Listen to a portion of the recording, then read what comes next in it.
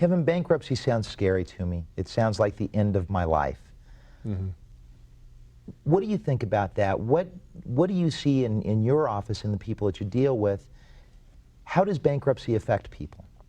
Everybody feels like it's the end of their life. I mean, that's why they try to avoid it. They'll try for several years to pay off the debt, to do anything they can to avoid bankruptcy. What they fail to realize is bankruptcy is kind of the new beginning, actually. They call it a fresh start because in either a Chapter 7 or a 13, the debt that's bringing you down is wiped away. You don't have to ever pay it again, and you get to start over, and you do get to build credit.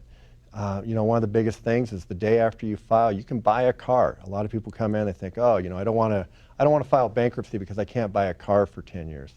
And it's not true. It is reported on your credit for 10 years, and that's where they kind of get that idea in their head. But the reality is you can buy a car. You do start off at higher interest rates. 14% is the best interest rate you're going to get in a car, no doubt about it. But 2 years after a bankruptcy, you can buy a car for 6 to 8% interest. You'll have a credit score in the 700s with it. So I'll have some people, they're coming in at a 600 credit score, and the reality is 2 years after bankruptcy, they're going to have a higher credit score than they were before filing. And it's just kind of getting over that fear with it. And a lot of the fear is, I call it the emotional guilt. All of my clients do not intend to file bankruptcy. They just got into a situation where they either lost a job, had a medical emergency, had to use the credit card to pay for something, and over the years it built up to the point that it got unmanageable for them. And it's at that time they come in and they have to get a solution.